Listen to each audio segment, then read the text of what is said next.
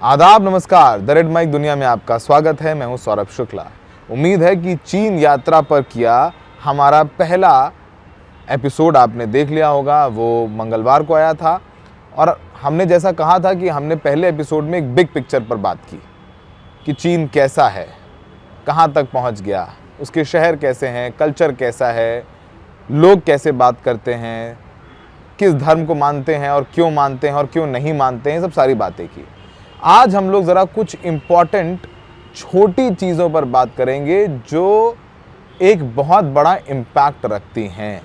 चीन की अर्थव्यवस्था, चीन ने प्रदूषण को कैसे कंट्रोल किया, या फिर चीन ने अपने जो देश के गरीब लोग हैं उन्हें कैसे एक स्तर ऊपर उठाया, कौन सी सोशल वेलफेयर स्कीम है, क्या वहाँ पर भी मुफ्त राशन दिया जाता है या महिलाओं के अकाउंट में पैसे दिए जाते हैं, क्या मुफ्त सिलेंडर दिया जाता है, ये सब सारी बातें हैं। उस पर आज हम और हमारे editor foreign affairs Saurabh Kumar Shahi चर्चा करेंगे।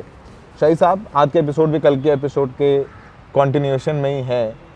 तो सबसे पहला सवाल आपसे यही है कि चीन के लोगों में, चीन का जो आम आदमी है उसके जेब में पैसा है कि नहीं?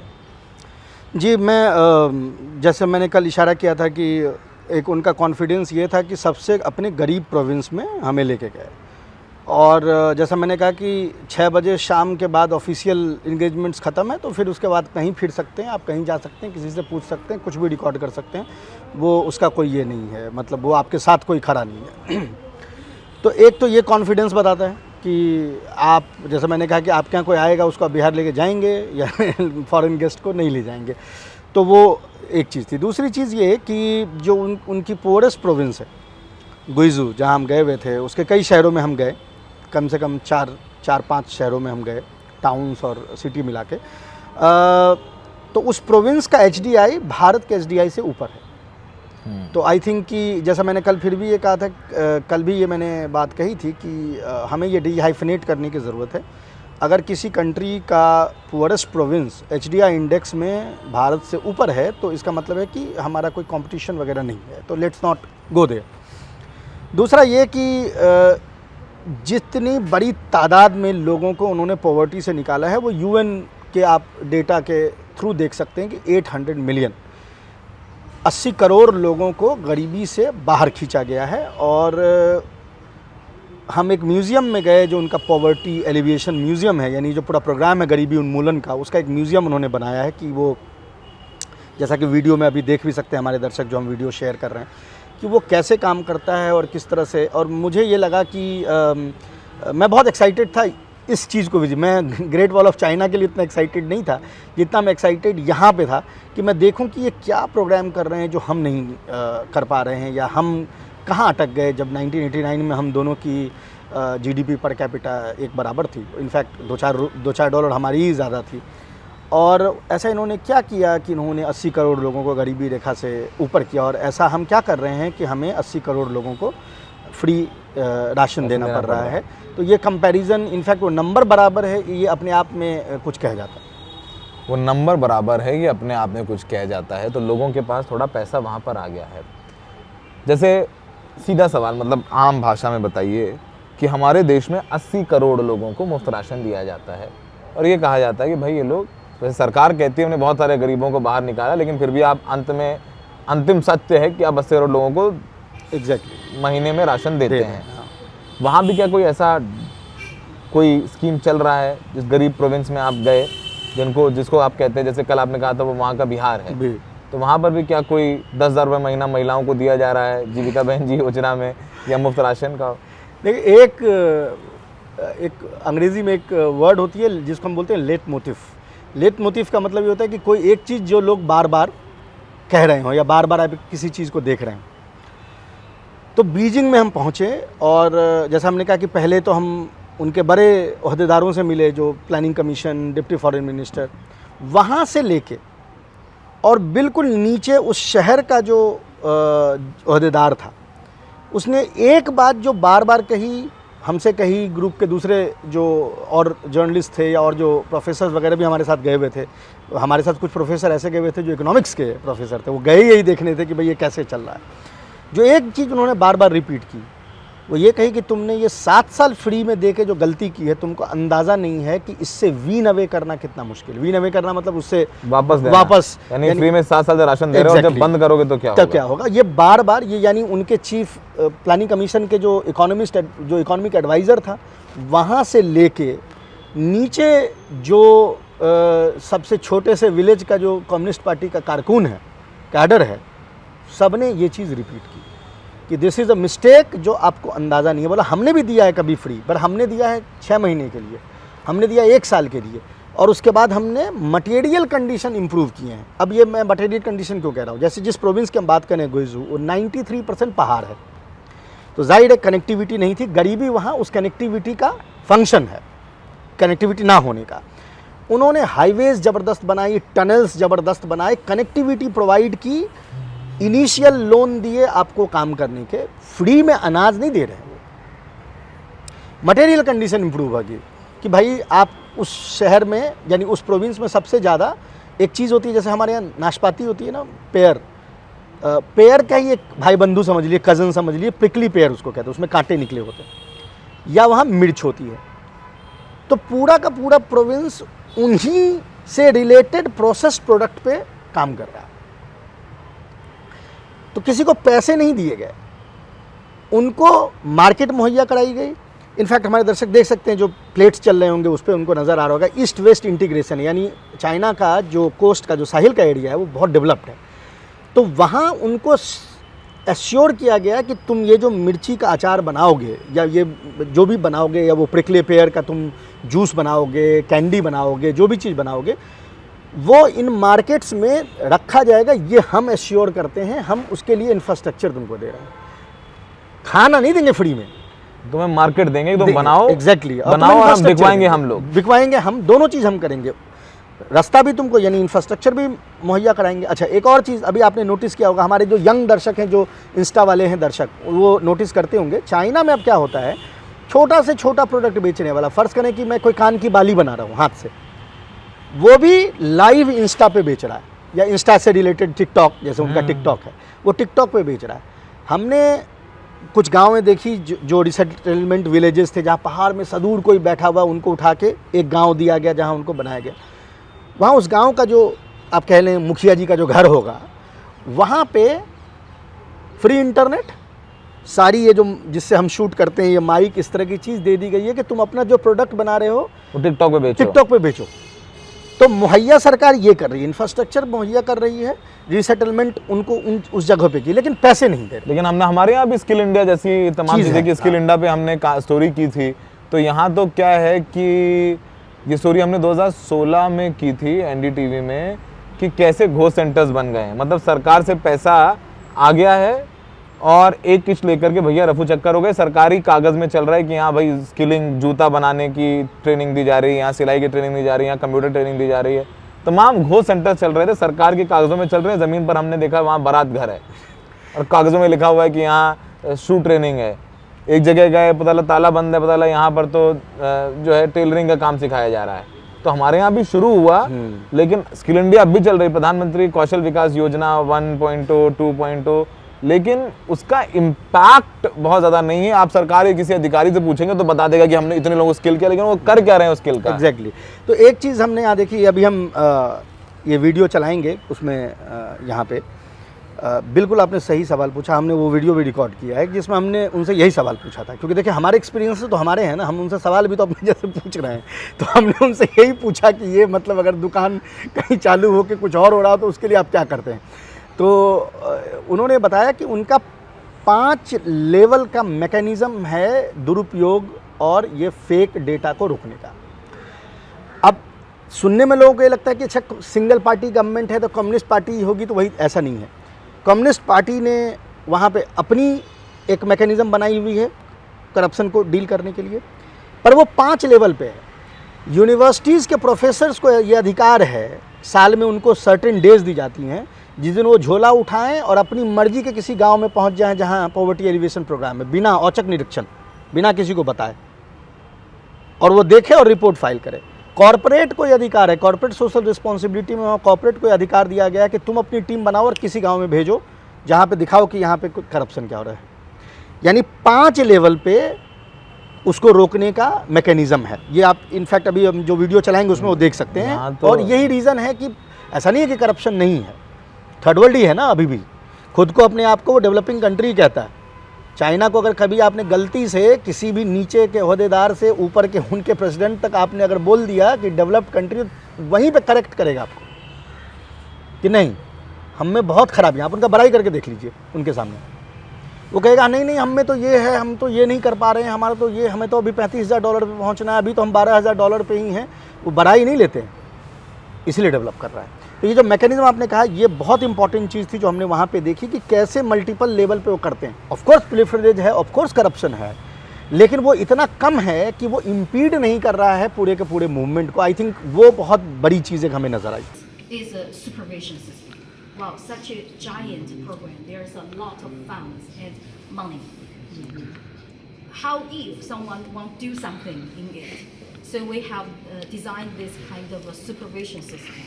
It's including the special ones, the special inspection given by the Central Committee, the democratic supervision that is given by the 8 democratic parties.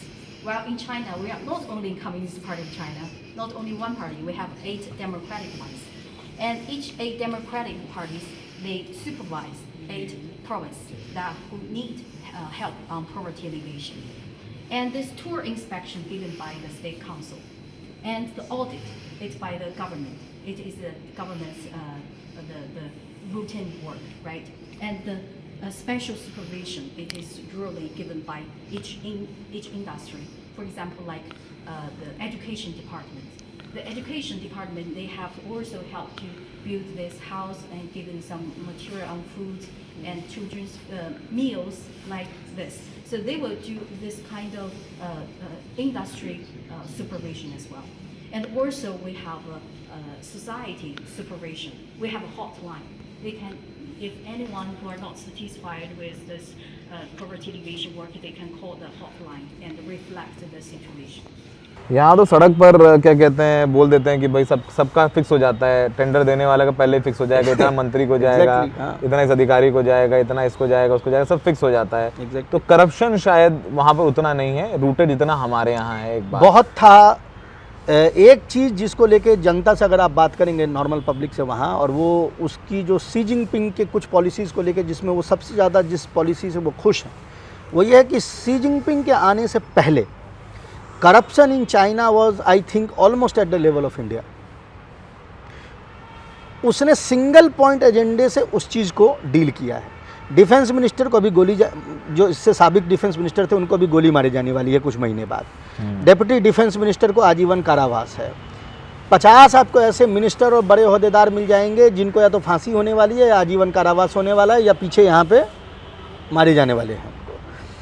तो ये जो एक मूवमेंट, एक fear factor to the point where मैं चाहता हूँ कि दर्शक गूगल करें, CIA इतना कॉन्फिडेंट था कि वो चाइना को अंडरमाइन कर सकता है, क्योंकि यानी मिनिस्टर लेवल के लोग उसके पेरोल पे थे एक ज़माने में, उसको इन्होंने टैकल किया है to the point where New York Times की स्टोरी है जो वो कहती है कि इसको हमारे पूरे एसेट्स को उन्होंने ख़त्म कर दिया, यानी CIA के एसेट्स को उन्होंने ख़त्म कर दिया।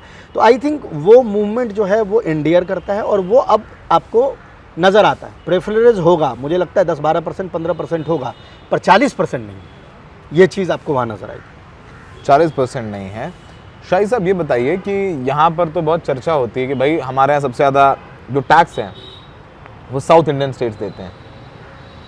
बिल्कुल, साउथ इंडियंस कहते हैं कि भाई तमिलनाडु वाला, केरल वाला कहते हैं भाई हम टैक्स देते हैं, तब बिहार यूपी वाले खाते हैं। तो क्या वहाँ पर भी है? क्योंकि हमें याद है कि जो तिब्बत है उसे शीजियांग कहते हैं जी, और तिब्बत एंड शिनजियांग दोनों आसपास के प्रोविंस। हाँ। तो वो कहते हैं कि भाई हम लोग जो बाकी स्टेट्स हैं वो अपना पैसा देते हैं ताकि इन जो पिछड़े राज्य हैं वहाँ पर कुछ विकास हो सके। तो क्या वहाँ भी ये सेंटिमेंट है कि भाई हमारा सारा टैक्स का पैसा बिहारी खा रहा है या चेंगडू का पैसा जो है लहासा वाला खा रहा है या शंघाई का पैसा वाला किसी और शहर में खा रहा है? वहाँ भी ये सेंटिमेंट है। इनफैक्ट यहाँ भी हम एक वीडियो अभी प्ले करेंगे अपने दर्शकों के लिए, उसमें वो एक्सप्लेन करती है।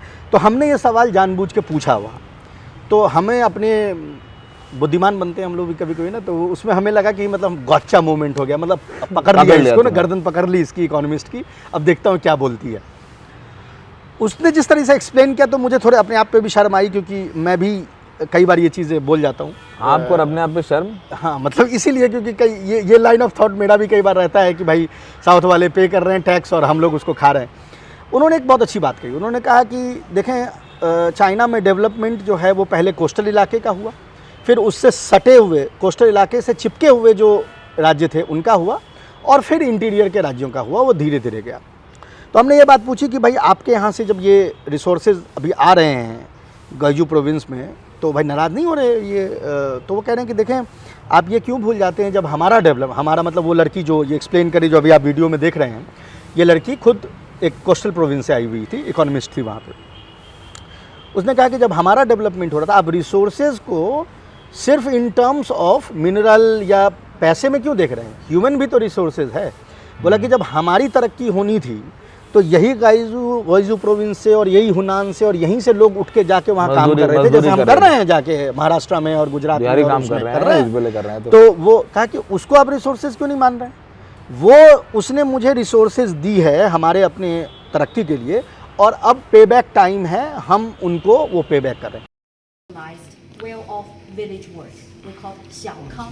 小康 means it's come from very ancient Chinese article. It's from Chinese culture. 小康 means well off. We send 小康 working team to the level, to the rural area. But where this 小康 working team comes from? It comes from the people like us, working in the office, working in the provincial, municipal, county level. We will be sent to the rural area. So from the east to west eastern side, people like you are coming To the west, of course, yes. How does the government incentivize them to come? To persuade them to come, How yes. just like that. Because their performance on this poverty alleviation is close with their promotion. First, because when these places there are back into 90s and 70s, 90s and 20s, when they need resources, when their support need resources, need minerals, when need water, the central committee that we have a program to relocate those resources, these water resources, to meet their demand. So now it's a time that they need to give back. This is my reason. And the second is that we have very close ties under the leadership of CPC. Is that right?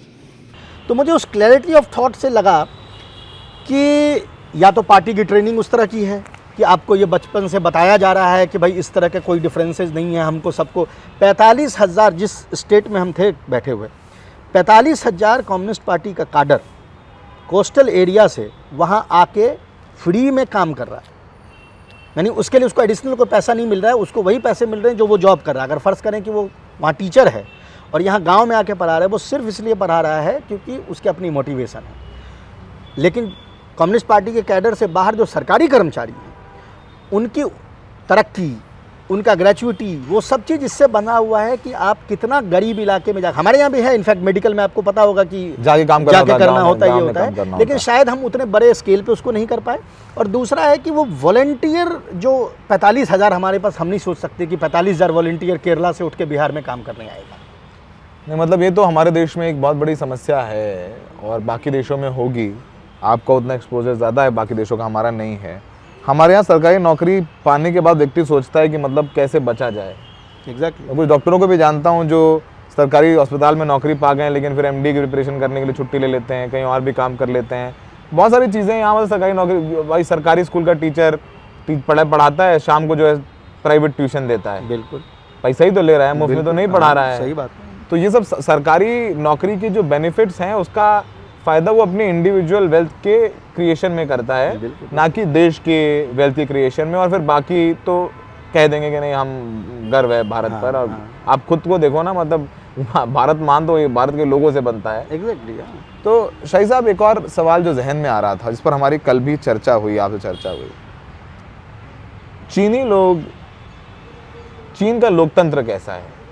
मतलब ये micro का ही सवाल है, लेकिन चलिए। नहीं, micro का सवाल है, क्योंकि क्यों है माइक्रो का सवाल, मैं अभी आपको बताता हूँ। हाँ, मतलब ये लोकतंत्र बहुत इंपॉर्टेंट है। यही कहा जाता है ना कि कोई देश कितना विकास कर रहा है, एक तो उसका एक इकोनॉमी से आप जो आर्थिक आधार पर कितना अच्छा कर रहा है, एक तो वो मानक हो गया। एक इस बात पे कि उसके लोग कितने स्वतंत्र हैं अपनी बात कहने के लिए, जी अपना धर्म, जैसे- अपना हाँ, बिल्कुल, अपनी अपनी वो जो कहना चाहते हैं वो कह पा रहे हैं, जो पूजा करना चाह रहे हैं कर पा रहे हैं। तो वहाँ का लोकतंत्र कितना स्ट्रांग है, क्या वहाँ की सरकार का क्रिटिसिज्म उस हिसाब से किया जा सकता है जितना होना चाहिए? देखिए, मैं पहले तो लोगों को ये लगता है कि जैसे चीन में कोई प्रोटेस्ट वगैरह अलाउ नहीं है, आप सरकार को कुछ बोल नहीं सकते, ऐसा होता नहीं है। आप उनके साइट्स पे जाएंगे तो एक चीज़ होती है, वहाँ प्रोटेस्ट को मास एक्शन कहा जाता है। ये कम्युनिस्ट शब्दावली है, इसलिए शायद जनरल जनता जो है इसको ना जानती हो। प्रोटेस्ट को वहाँ मास एक्शंस कहा जाता है। और जब आप उनके साइट पे जाके चेक करेंगे, उनके होम मिनिस्ट्री के साइट पे, तो वो आपको साल में कुछ 70,000 80,000 ऐसे नंबर्स मिलेंगे। तो यानी वो मास एक्शंस कहीं ना कहीं हो रही है। फ़र्क ये, जैसा मैंने कल कहा, कि वहाँ पे डेमोक्रेसी नीचे के लेवल पे है। विलेज के लेवल पे चुनाव हो रहे हैं, काउंटी के लेवल पे चुनाव हो रहे हैं, ऊपर नहीं हो रहा है। ऊपर कम्युनिस्ट पार्टी की सत्ता है। लेकिन चूंकि डे टू डे आपका काम वो आदमी कर रहा है जिसको आप चुन रहे हैं, तो वो रिस्पॉन्सिबल वो आदमी आपके लिए है। ठीक है, तो उससे होता क्या है कि आपको डेमोक्रेटिक राइट मिले हैं उससे पूछने के लिए, जिससे आप एग्जैक्टली पूछ सकते हैं। मतलब मैं वोट दे देता हूँ लोकसभा के इलेक्शन में, विधायक बदल रहा है, प्रधानमंत्री नहीं बदल रहा है। विधायक नहीं बदल रहा, विधायक से नीचे। हाँ, विधायक जैसे कोई कॉन्सेप्ट उनका है नहीं। बात करें नीचे, काउंसलर आपका बदल रहा हाँ, है। काउंसलर आपका बदल रहा है। आपका जो जैसे हमारे यहाँ ये जो लोकल गवर्नमेंट्स होती है ना, जिसको ग्राम सभा ये सब यहाँ का बन रहा है, आपका सरपंच बदल रहा है, लेकिन ऊपर का निजाम नहीं बदल रहा है। बदलेगा। तो आपका डे टू डे जिसके साथ लेना देना है वो आपके लिए रिस्पॉन्सिबल है। मैं डायरेक्ट मोदी साहब से तो जाके नहीं पूछता कि मेरा रोड क्यों नहीं बन रहा है, लेकिन मेरा रोड जो बनवा रहा है वो मैं चुन रहा हूँ। तो उनका ये सिस्टम है। दूसरा ये कि बहुत लोगों को लगता है कि मिनिस्ट्री में सिर्फ कम्युनिस्ट पार्टी, ऐसा नहीं है। 8 पार्टीज़ हैं, वहाँ भी कब्जा एक पार्टी का है। उन पार्टी से भी लोग मिनिस्ट्री में होते हैं। जैसे कुछ दिन पहले तक मुझे याद है, तो भारत सरकार में बहुत है, लेकिन चलती तो प्रधानमंत्री की है ना। हाँ, लेकिन ये मतलब आप बना दीजिए आप अल्पसंख्यक कल्याण के मंत्री किरेन रिजिजू को। बिल्कुल, लेकिन देखिए वो इसलिए भी है कि आपके यहाँ मंत्रियों की ट्रेनिंग नहीं है, पढ़े लिखे नहीं है। कोई 5वां पास है, कोई 11वां पास है, कोई किसी ने PhD इकोनॉमिक्स से कर ली है। कल देख रहे थे बिहार में एक विधायिका जो शपथ ले रही थी और हिंदी नहीं पढ़ पा रही थी। हिंदी नहीं पढ़ पा रही। तो ये चीज़ है, वो चीज़ आपको वहाँ नज़र नहीं आएगी। इसका मतलब ये नहीं कि रिप्रेजेंटेशन नहीं है। इसका मतलब ये है कि क्रिटिकल एरियाज़ में जो लोग काम करते हैं उनको उसके पास ढंग की डिग्री होती है, वो नीचे से ऊपर तक आते हैं। अगर आप शी जिनपिंग की पूरी हिस्ट्री देखेंगे कि कहाँ से आया हुआ है, आउट ऑफ टर्न कोई प्रमोशन जैसी कोई चीज़ नहीं होती कम्युनिस्ट पार्टी में कि आपको उठा के वहाँ बना दिया गया। तो इसलिए टेक्नोक्रेट की गवर्नमेंट है, और वो टेक्नोक्रेट जो है वो डिलीवर करता है क्योंकि उसको अपने सब्जेक्ट का ज्ञान है। एक चीज़। दूसरी ये जो मैं बार बार कहता हूँ कि द कंसल्टेशन प्रोसेस बहुत मजबूत है, वो हमारे यहाँ है ही नहीं, एग्जिस्ट नहीं करती। हम प्रोटेस्ट इसलिए करते हैं कि हमसे पूछा नहीं गया। अब आज ये कौन सा ऐप है, ये साथी ऐप, संचार साथी है, जो भी ऐप है, हमसे पूछा गया? छुपा के आपने 10 दिन पहले आपने बता दिया, उसको ऑर्डर दे दिया सीधा एप्पल को और उसको कि भाई तुमको अपने फ़ोन में लगाना है। कहाँ है कंसल्टेशन प्रोसेस? तो विरोध होगा। विरोध इसलिए होता है, मास एक्शंस इसलिए होती है क्योंकि कंसल्टेशन नहीं होता। वहाँ मास एक्शन नीचे के लेवल पे होती है कि वहीं पे आपको करेक्ट करना है। एक अभी बहुत वीडियो वायरल हुआ है, हमारे दर्शक शायद देखे होंगे, वो कि वो जो जर्नलिस्ट भी नहीं, कोई सिविलियन है किसी एक शहर में, मेरे ख्याल से चौंकिंग में है। वो क्या करता है कि छोटे छोटे जो चीज़ें होती है ना, पेमेंट का कहीं एक टूटा हुआ है, कोई पेड़ का डाली नीचे गिर गया, उसके रील्स बनाता है, यानी टिकटॉक बनाता है, और 3 घंटे के अंदर में लोकल गवर्नमेंट उसको ठीक कर देती है। तो वो पूरी दुनिया में वायरल हो गया इसीलिए क्योंकि ये दिन भर यही करता है। वो निकल के छोटी छोटी जो गलतियाँ होती है, कहीं टाइल टूटा हुआ है, कहीं ये कुछ है, वो उसको ठीक करता है। ये रिस्पॉन्स डेमोक्रेसी ये है मेरे लिहाज से। दुनिया का अपना, सबका अपना अपना निज़ाम है। उसने 80 करोड़ लोग इस तरीके से निकाले हैं, तो उसके लिए वो सक्सेसफुल है। अगर हम जिस दिन 80 करोड़ लोग इलेक्टोरल डेमोक्रेसी से निकाल लेंगे, हम अपना झंडा बुलंद करते हुए चलेंगे। बढ़िया रहा, ठीक है, अच्छा है। चाइना के बारे में थोड़ा तो एक ओवरव्यू मिल गया आपको। तो चाइना में वैसे टूरिज्म भी है, अब तो लग रहा है टूरिस्ट वीज़ा चाइना दे रहा है इंडियंस को। अभी फ़िलहाल तो वही मसला है दोनों देशों के दरमियान, लेकिन देगा। तो चाइना आपको, सबको हमें लगता है कि थोड़ा पैसा इकट्ठा करके चाइना घूमना चाहिए। और मैं ये भी 2 चीज़ यहाँ पे ऐड कर दूँ। अव्वल तो ये कि कोई बहुत महंगा नहीं है। भारत से nominal GDP per capita 5 times ज़्यादा है। खाना मुझे लगता है कि 1.5 गुना ज़्यादा है। तो उससे मतलब कि यानी वहाँ के करेंसी के हिसाब से उनका खाना सस्ता है, क्योंकि वो चीज़ आपने शायद नोटिस की होगी, जबकि चेंगडू आप गए थे वो बड़ा शहर बड़ा है, शहर है, बड़ा काफी बड़ा शहर शहर है। है। हम तो छोटे शहरों में भी गए थे। एक चीज़, दूसरी ये कि डेटा इतना सैंक्रोसैंक्ट है वहाँ पे, क्योंकि डेटा वहाँ दूसरों को दिखाने के लिए नहीं है, डेटा अपने प्लानिंग बनाने के लिए। ये हमारे यहाँ जो हमने सी ग्रेड कल जो अचीव किया है IMF से, वो हम चाहेंगे हमारे दर्शक जो हैं ज़रा गूगल करें एक आदमी का नाम प्रशांत चंद महालनोबिस, और उनके बारे में पढ़े, PS महालनोबिस के बारे में, PC महालनोबिस के बारे में, और देखें कि कैसे उस इंडिविजुअल ने एक ऑर्गेनाइजेशन बनाई जिसको आज हम सब रेफ़र करते हैं इंडियन स्टैटिस्टिकल इंस्टीट्यूट, और कैसे वो पूरे के पूरे डेवलपिंग वर्ल्ड में इकलौता एग्जाम्पल था जिसमें कि डेटा को इतना सैंक्रोसैंक्ट रखा गया, और वहाँ से हम यहाँ पहुँचे हैं कि हमारा डेटा जो है अवेलेबल होता है, वेबसाइट पर अवेलेबल होता है हमारा डेटा, आधार का डेटा, लीकेज। महालनोबिस जो हैं उसको रोप इन किया नेहरू ने, और सबके अपने अपने वो हैं। मोदी जी ने रोप इन किया सुरजीत भल्ला को, तो सबका अपना अपना वो है।